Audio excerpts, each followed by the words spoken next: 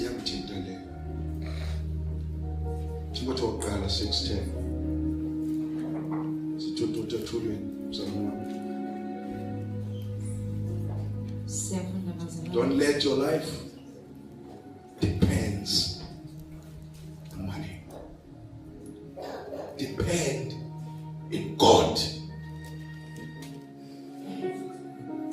Amen. Depend in God. Funda ngani? Timothy wokuqala chapter 6 verse 10. Ngokuba ukuthanda imali kuyimpande yakho konke okubi. Yeke lapha. Manele. I had enough. Ukuthanda imali kuyini? Hayi yesona. Kremile. Yeke.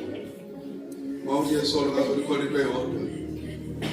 Yakho konke okubi.